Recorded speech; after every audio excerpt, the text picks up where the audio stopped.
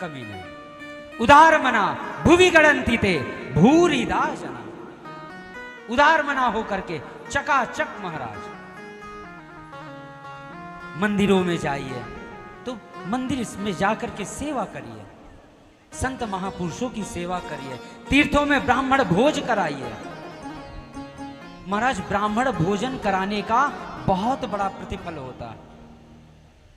साल में महीने में आप कोई भी ऐसा 2 पक्ष बनाइए, पक्ष में 2 दिन, कि उस 2 दिन में आप ब्राह्मण को भोजन कराइए। एक शुक्ल पक्ष होता है और एक महाराज कृष्ण पक्ष होता है। इन दोनों पक्ष में कोई भी ऐसी तिथि निर्धारित करिए कि ब्राह्मण भोजन कराइए।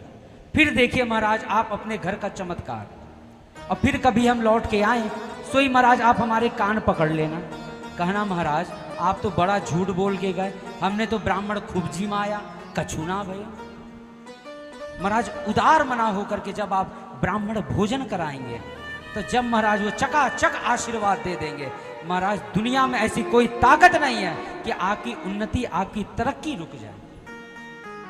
क्योंकि महाराज भगवान 2 जगह से प्रसन्न होते हैं। भगवान 2 जगह से प्रसन्न होते हैं। पहला, जब आप अग्नि में स्वाहा करते हैं, सोई महाराज जब आपने स्वाहा किया, भगवान के पेट में सीधे जाती है। और जब ब्राह्मण चकाचक भोजन किया और जब कहा आहा, तो वो सीधे भगवान के पेट में जाता है। इसलिए ब्राह्मण को चकाचक भोजन कराइए। जितना आप ब्राह्मण भोजन कराएंगे, भगवान उतने प्रसन्न होंगे। और भोजन कराने के बाद महाराज उनको दांत घिसाई भी दीजिए। दांत घिसाई जानो आप लोग, जानो कि ना जानो?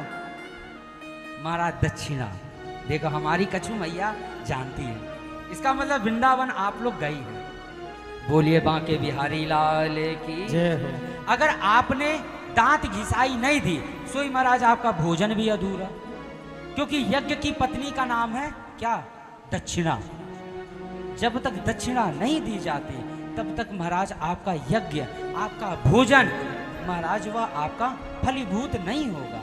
ये जरूरी नहीं आपसे कोई करोड़ों की संपदा नहीं मांग रहा, आपसे कोठी बंगले नहीं मांग रहा, आप प्रेम से 1 रुपया भी दो, पर दक्षिणा में कुछ न कुछ ब्राह्मण के हाथ में जरूर रखो।